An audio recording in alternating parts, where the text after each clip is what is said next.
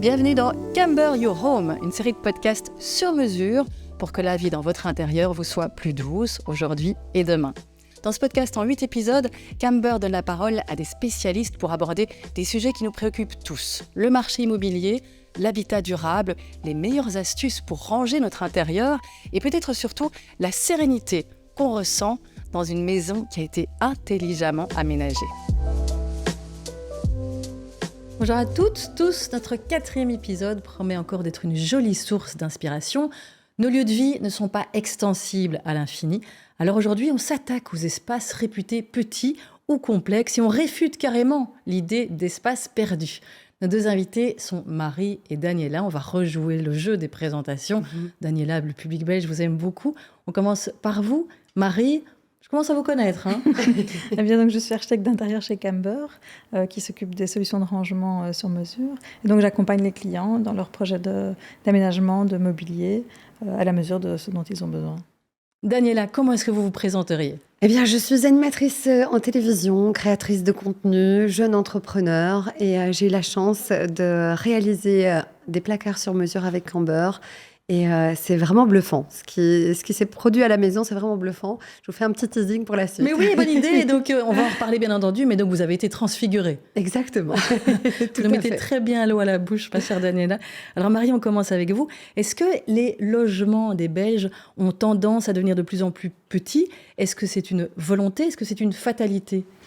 C'est une réalité surtout. Les logements sont de plus en plus petits, je dirais surtout dans les villes où les gens vivent dans des espaces de plus en plus exigus. Et donc il va falloir trouver des solutions encore plus intelligentes pour aménager leur espace à leur mesure, en pouvant ranger un maximum de choses dans un plus petit espace. Donc l'idée, c'est comment faire plus avec moins. On voit aussi que c'est une tendance qui va se développer de manière quasiment implacable parce qu'on ne pourra plus construire, on ne pourra plus développer nos villes à l'infini. Donc, on est amené à devoir être de plus en plus smart, intelligent. C'est certainement quelque chose qui va perdurer dans le temps, certainement, oui. Alors, ce qui va être déterminant, c'est donc de penser nos logements de façon plus astucieuse qu'avant. Oui, c'est sûr, parce que comme les espaces sont de plus en plus compacts, il faut évidemment penser à des solutions qui vont intégrer plusieurs fonctions. Donc je pense à des meubles dans lesquels on va pouvoir mettre les fonctions qui sont rassemblées parfois dans différentes pièces, mais dans une seule pièce. Donc plus les espaces sont petits, plus il faut être astucieux. Alors Daniela va évidemment pouvoir nous raconter son vécu de ce point de vue-là, mais avant ça, qui sont les personnes qui viennent vous voir pour ce type de logement de plus en plus petit, menu ? C'est assez varié en fait, on les retrouve dans toutes les générations de la population. On peut avoir un jeune couple qui va accueillir un bébé, donc il faut faire de la place et pouvoir créer une chambre supplémentaire. On va aussi avoir un peu plus tard les couples dont les enfants ont quitté la maison et qui se retrouvent avec une pièce supplémentaire, donc on va devoir trouver des idées pour comment aménager cette pièce au mieux. Ou alors il y a des personnes plus âgées qui, elles, quittent leur maison et doivent faire le chemin inverse et se retrouver dans un logement plus petit afin d'avoir, j'ai envie de dire, moins d'entretien et faire le choix dans leurs affaires pour garder simplement l'essentiel.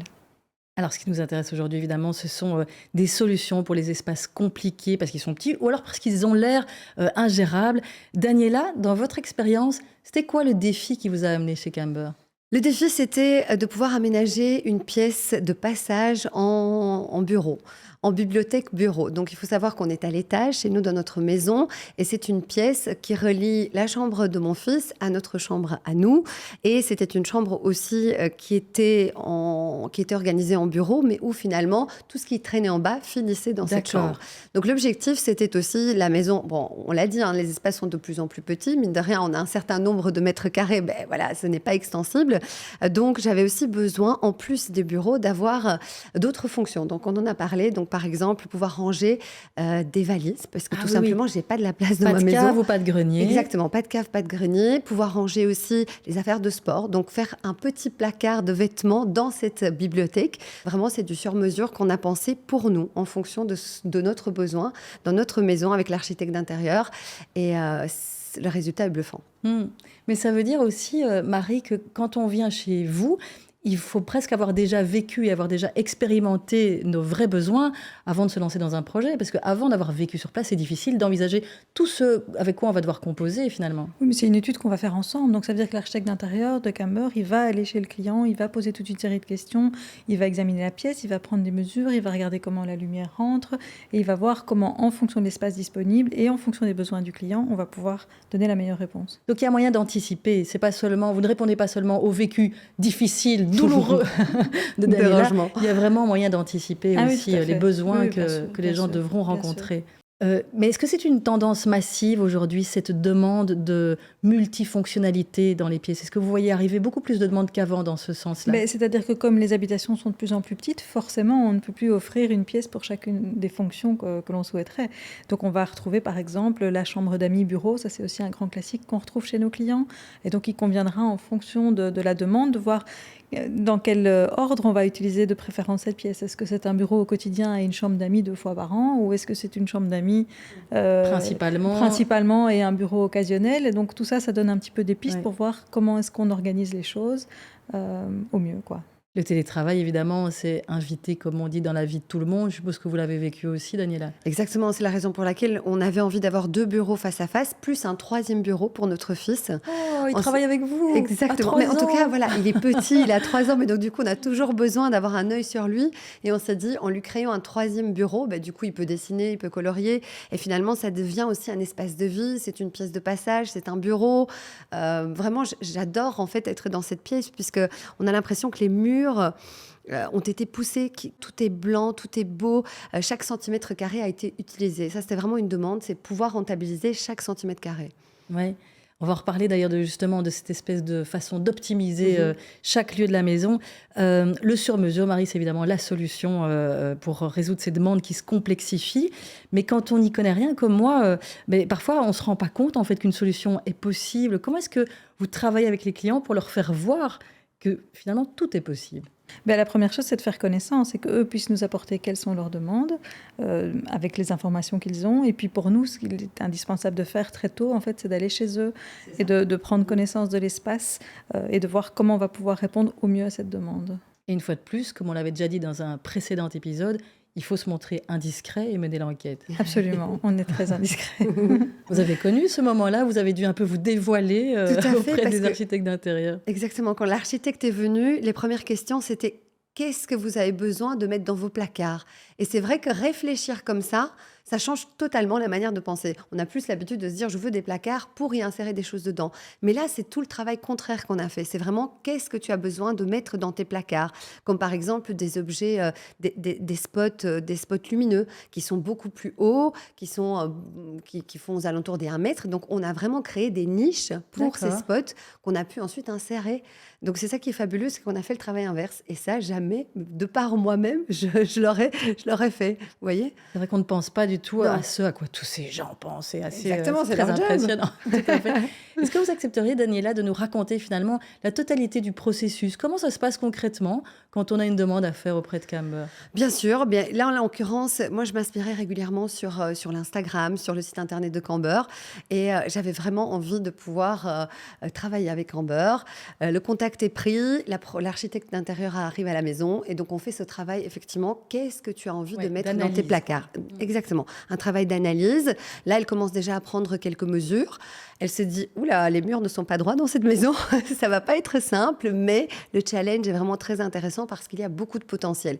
Donc voilà, nous, on est vraiment sur un bureau sous pente. Donc voilà, c'est quand même relativement sombre. Il y a juste une fenêtre. Donc l'objectif aussi, c'était de pouvoir illuminer cette pièce, ce bureau. Donc la raison pour laquelle on est parti sur des placards blancs. Et donc là, tout le processus commence. Donc elle est venue une première fois. Elle est venue une deuxième fois pour prendre des mesures un petit peu plus poussées. Moi, j'avais fait mon travail d'analyse. Donc, je savais pertinemment ce que je voulais mettre dans les différentes niches de mon bureau. Et on a regardé ensemble. Elle m'a dit, écoutez, je vois ça comme ça. Mais par contre, on va vraiment pouvoir découvrir le projet 3D dans un showroom Camber. Et c'est ce que j'ai fait. Et là, c'était vraiment... c'était déjà une étape importante puisqu'on avait vraiment une vision en 3D de ce qu'allait être notre bureau. Donc, ça aussi, étape très importante. Et quelques semaines plus tard, Mais là, voilà, la livraison arrive. Donc, très important aussi de tout dégager dans la pièce, hein, puisque voilà, le brol était là. On va pas se cacher, c'était du brol. Il y avait un petit peu de désordre. Donc, j'ai tout commencé à trier et donc tout laissé libre pour les menuisiers. Les livreurs, ils sont venus. Il y a beaucoup de pièces. Je ne m'attendais pas à avoir autant de pièces. Je me m'étais saisie en me disant « Ah ouais, il y a tout ça, il faut tout ça pour une bibliothèque. » Ce n'est pas du tout, en fait, comme on imagine parfois des blocs déjà prémontés. Déjà Absolument formés, pas. ouais, Là, ouais. c'est vraiment du sur-mesure. La moindre petite porte, même de toute petite dimension, elle est là. Elle n'est pas déjà prémontée. Et puis, on accueille l'équipe de menuisiers qui va travailler pendant 4-5 jours en temps réel, tout au long de la journée, dans notre maison. Et on va voir progressivement la bibliothèque se monter et le bureau aussi. Et la magie opérée. Exactement, oui. Dans le travail de création du meuble, vous avez eu votre mot à dire, votre impulsion. C'était un partage ou bien finalement la solution était chez Camber, vous vous êtes laissé faire? Non, on a pas mal discuté par rapport aux places où on voulait mettre, par exemple, les valises, les objets un petit peu plus grands. On a discuté par rapport aux lumières, à quels endroits on avait envie que les lumières soient disposées, à quel endroit on voulait mettre les cache-prises. Donc tout ça, c'est vraiment une discussion. Alors évidemment, il y a l'expertise de Camber, il y a nos envies. Et finalement, ensemble, on a réussi à trouver, je pense, la meilleure des solutions pour nous. Comment vous le trouvez, ce projet? Moi, je trouve qu'il est top. Et alors, à vivre dedans, comment ça se passe? Fabuleux, fabuleux. Sincèrement, je trouve que c'est un havre de paix. Quand on s'installe au bureau et qu'on a notre belle vue sur la bibliothèque. Donc avant, j'avais un mur qui était un peu de travers. Donc là, maintenant, j'ai ma bibliothèque. Je peux y installer quelques chouettes livres, des cadres photos, des petits bibelots, tout ce que j'adore. Donc tout est épuré, tout est blanc. Comme je disais, je prends plaisir à travailler même le week-end, en fait. Magnifique, épuré et personnalisable, puisque Ouais. toutes ces niches permettent vraiment de les faire vivre à votre façon, quoi. Oui, exactement. Donc, c'est que du bonheur, en fait. Dès qu'on y monte, on se dit, mais il m'a fallu quand même quelques mois en me disant, ça y est, c'est chez moi, en fait. C'est pas chez Camber. C'est pas ce que j'ai vu, en fait, sur... Est-ce que c'est pas un peu trop beau pour... C'est ça, c'est pas, en fait, juste un catalogue. C'est pas le showroom de Camber, c'est chez moi. C'est génial, hein, comme retour, quoi. C'est magique. Ah, c'est très agréable. Franchement, oui. Alors, puisqu'on parle des espaces un peu casse-tête comme celui que connaît Daniela, est-ce qu'on peut dire un mot d'une pièce qui est vraiment très compliquée? C'est le vestibule, le hall d'entrée.